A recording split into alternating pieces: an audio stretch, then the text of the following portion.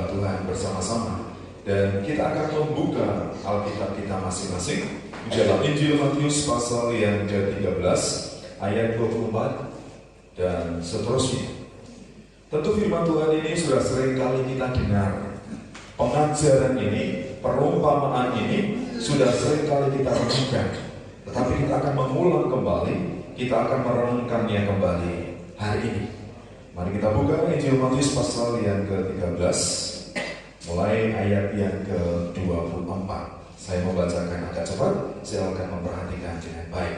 Yesus membentangkan suatu perumpamaan lain kepada mereka, katanya, hal kerajaan surga itu seumpama orang yang menaburkan benih yang baik di ladangnya. Tetapi pada waktu semua orang tidur, datanglah musuhnya menaburkan benih lalang di antara gandum itu, lalu pergi.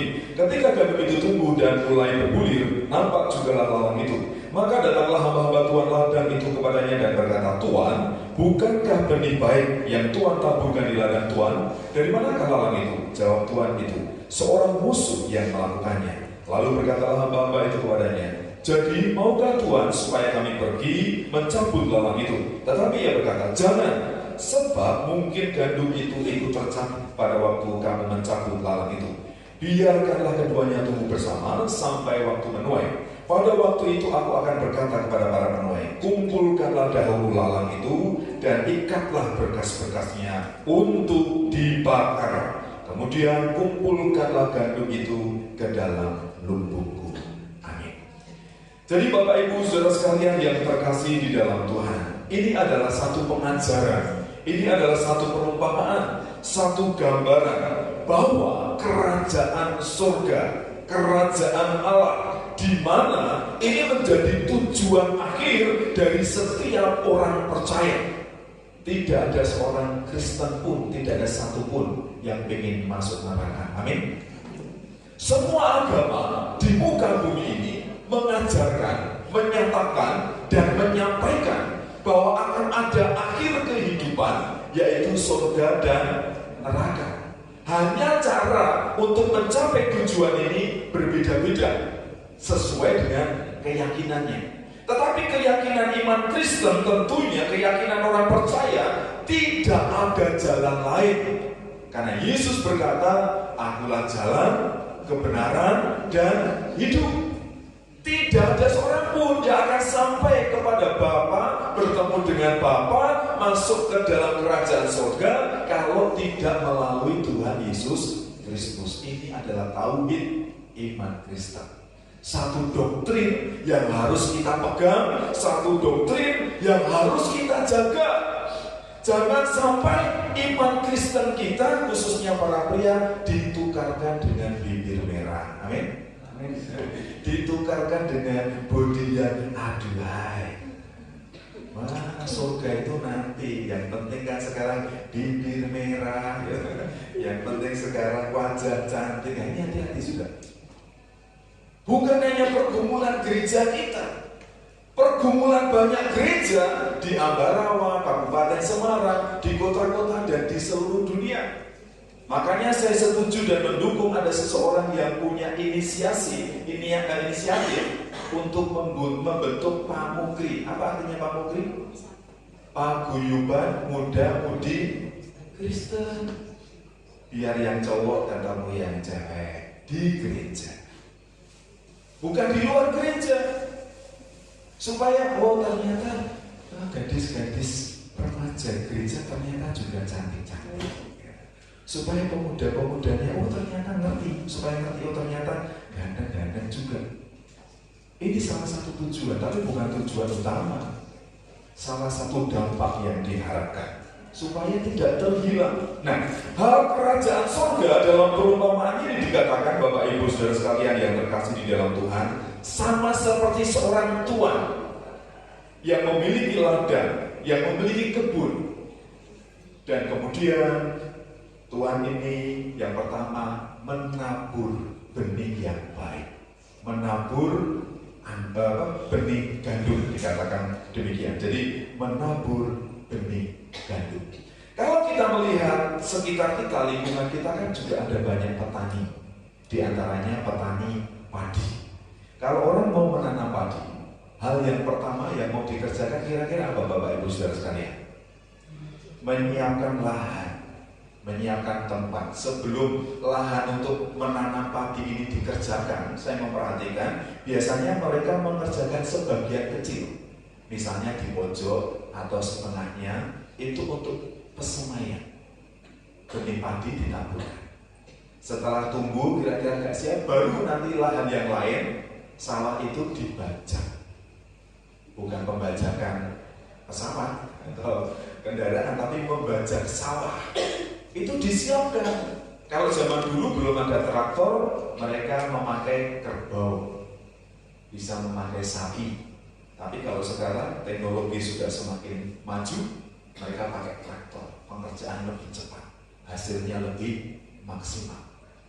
Jadi ladang ini perlu disiapkan dengan baik, perlu dibajak, tanah dilembutkan, digemburkan, ukuran airnya harus disesuaikan, harus dikondisikan sedemikian rupa. Sama seperti Bapak Ibu saudara sekalian, ketika mau mendengarkan firman Tuhan, saudara harus bangun pagi-pagi. Tadi dia bangunnya terlambat. Wah, kadang kita ini ya namanya keluarga ya, sudah bangunnya terlambat. Aduh suwe nerang, wis adune suwe, aduh suwe karo nyanyi-nyanyi. Rasanya gimana? Ayo toh, cepet toh.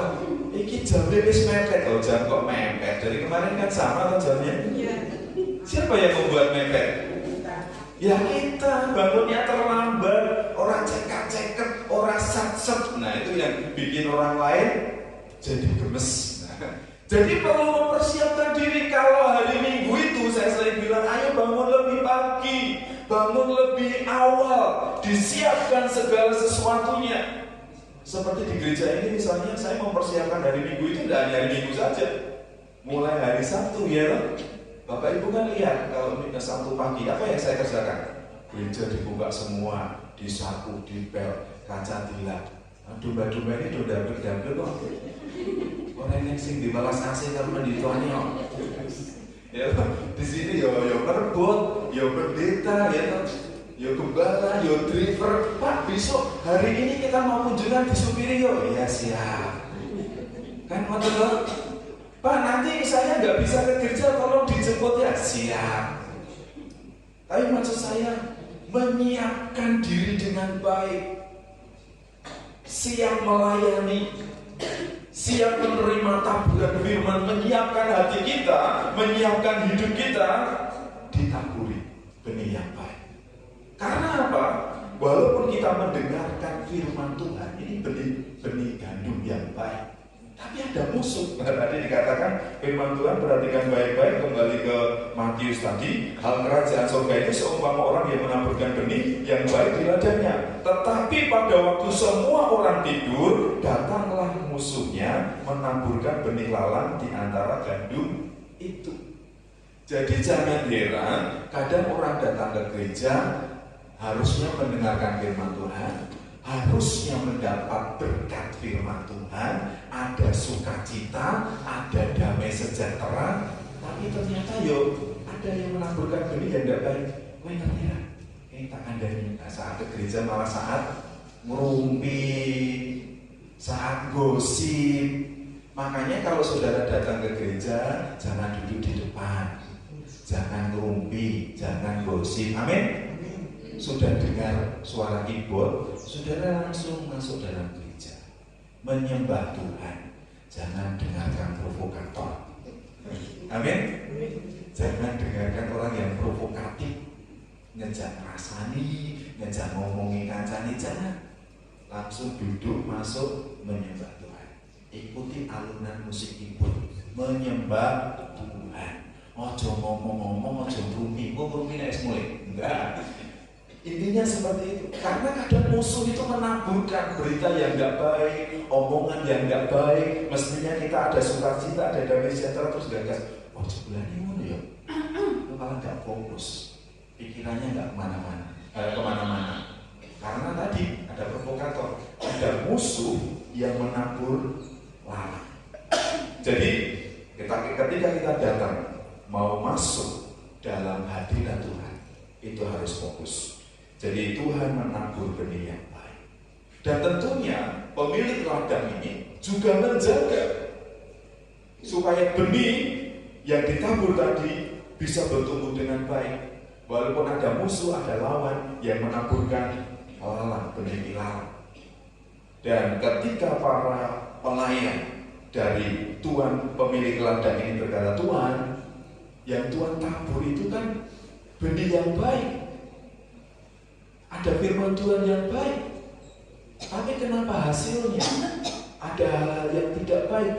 Coba kita akan bandingkan Bapak Ibu Saudara sekalian firman Tuhan ini dari Yesaya pasal 5. Kita akan lihat proses perbandingan pengelolaan lahan dalam perjanjian lama. Walaupun benih atau tanamannya berbeda, tetapi prosesnya hampir sama. Kita akan lihat Yesaya pasal 5 ayat yang pertama dan seterusnya. Coba perhatikan baik-baik. Ini pernyataan Allah, firman Allah yang ditujukan kepada orang Israel melalui Nabi Yesaya. Ini perbandingan saja. Aku hendak menyanyikan nyanyian tentang kekasihku, nyanyian kekasihku tentang kebun anggurnya. Kekasihku itu mempunyai kebun anggur di lereng bukit yang subur. Ia mencangkulnya, membuang batu-batunya, dan menanaminya dengan pokok anggur pilihan. Ia mendirikan sebuah menara jaga di tengah-tengahnya dan menggali lubang tempat memeras anggur. Lalu dinantinya supaya kebun anggur itu menghasilkan buah anggur yang baik, tetapi yang dihasilkannya ialah buah anggur yang asam. Jadi seorang pemilik ladang, seorang pemilik kebun anggur itu mengerjakan ladangnya, mempersiapkan ladangnya dengan baik. Ia mencangkulnya, membuang batunya, dan menanam dengan pokok anggur yang baik. Jadi terkadang firman Tuhan yang diberitakan, hal-hal yang baik yang diberitakan, tetapi kenapa kehidupan kita, kehidupan banyak orang tidak selalu menghasilkan buah yang baik, menghasilkan kehidupan yang baik, hal-hal yang berkenan di hadapan Allah. Saya mau sampaikan kepada Bapak Ibu Saudara sekalian, pengajaran yang baik itu perlu diulang-ulang. Karena kalau dosa, kejahatan itu tidak usah diajari. Kenapa manusia bisa berbuat jahat? Anak kecil itu tidak usah diajari ngapusi. Bisa tidak dia ngapusi? Bisa dia berbohong. Kenapa? Karena kita ini dikandung dan dilahirkan dalam dosa. Kecenderungan tubuh manusia kita itu berbuat dosa. Jadi secara alami manusia itu lebih cenderung, lebih mudah berbuat jahat, berbuat dosa, melawan kehendak Tuhan. Oleh karena itu pengajaran yang baik perlu diulang, perlu diterapkan, perlu disampaikan terus-menerus. Sudah perhatikan, kenapa orang lain, anak-anaknya, mereka sangat kuat, sangat militan, dan kadang dalam tanda kutip cenderung fanatik. Coba perhatikan, karena mereka diajar setiap hari, mereka ngaji setiap hari. Sementara anak-anak saudara seminggu bisa sekolah minggu, kira-kira gimana? Sering bolong tuh. Saya mau tanya, Bapak Ibu Saudara itu mungkin seperti saya juga. Saya juga kadang merasa gagal karena saya tidak memberikan atau tidak mengajarkan anak-anak saya sejak kecil berdoa, membaca Alkitab. Itu penting sekali. Jadi perlu ada waktu tertentu Bapak Ibu Saudara sekalian. Jangan anak-anak kita itu dicekali HP, dolanan game, nonton YouTube saja, jangan.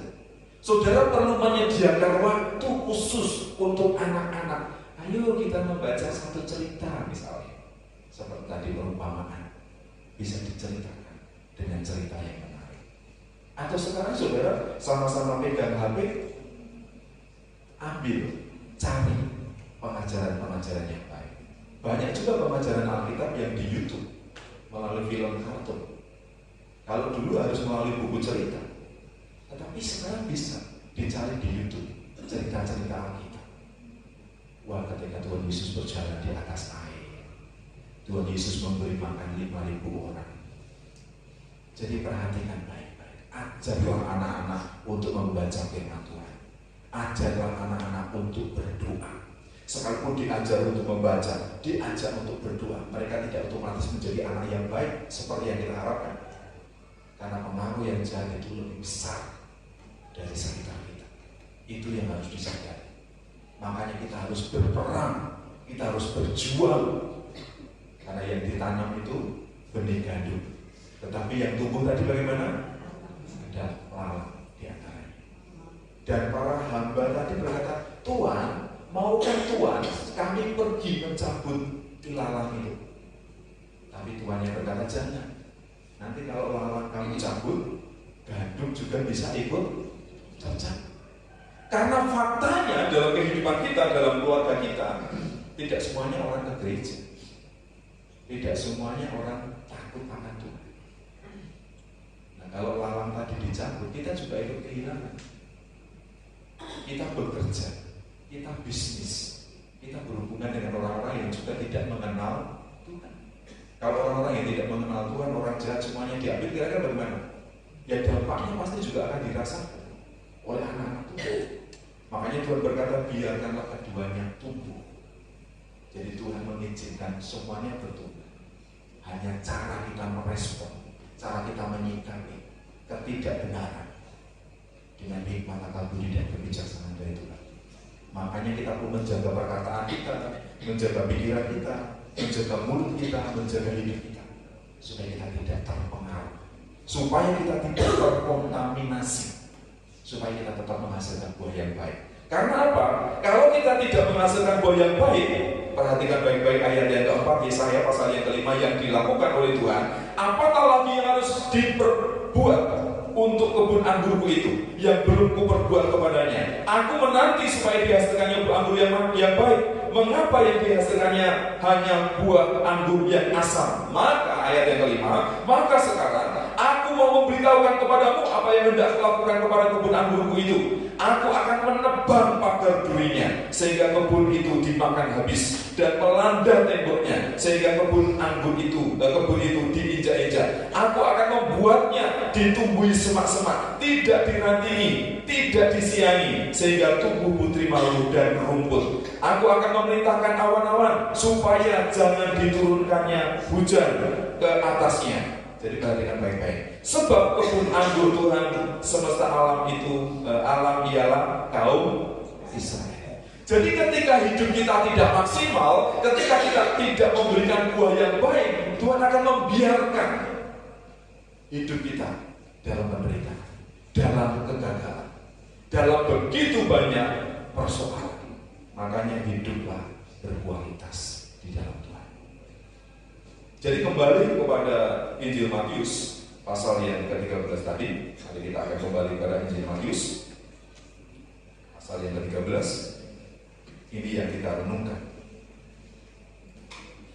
Jadi lawan dan gandum dibiarkan, kejahatan dan kebaikan itu diizinkan sampai hari akhir. Saat hari akhir, saat Tuhan Yesus datang yang kedua kali, apa yang terjadi? Ayat yang ke-30. Biarkanlah keduanya tumbuh bersama sampai waktu menuai. Pada waktu itu aku akan berkata kepada para penuai, kumpulkanlah dahulu lalang itu dan ikatlah berkas-berkasnya untuk diapakan, saudara? Untuk dibakar. Jelas. Gereja, Alkitab, firman Tuhan tidak pernah mendeskripsikan, tidak pernah menjelaskan bagaimana kondisi dan keadaan neraka itu. Kalau agama lain berkata, wah siapa yang mencuri nanti masuk neraka, tangannya diketok nyambung meneh, ketok nyambung meneh, sehingga ini ngapusi ilatnya juga pakai ketok pun nyambung meneh, tidak seperti itu. Tapi deskripsi neraka yang diceritakan di dalam Alkitab hanya ada kertas gigi, lutut yang gemetar, nyala api yang tidak pernah padam. Itu neraka. Walaupun begitu banyak orang tidak takut. Sudah diingatkan, sudah ditegur. Makanya hanya orang-orang yang punya hikmat Tuhan, yang punya kerendahan hati dan merendahkan diri di hadapan Allah, nanti akan dikumpulkan seperti gandum masuk dalam lumpur. Itu hal kerajaan surga. Jadi Bapak Ibu Saudara sekalian, Anda mau kemana? Kita mau kemana? Tujuan akhir hidup kita itu, kita mau sampai di mana? Tentu semua orang ingin masuk ke dalam kerajaan surga. Oleh karena itu, jagalah hidupmu dengan baik. Dengarkanlah, renungkanlah, taatilah sebisa mungkin lakukanlah kebenaran firman Tuhan. Karena sudah pernah saya sampaikan, kalau iman tanpa perbuatan bagaimana? Minggu-minggu yang lalu saya sampaikan seperti itu. Minggu yang lalu keras firman Tuhan. Makanya perhatikan baik-baik. Jadilah pelaku firman supaya kita menjadi gadu. Pada saat menuai kita akan dikumpulkan, dimasukkan ke dalam. Amin. Mari kita tunduk kepala. Kita akan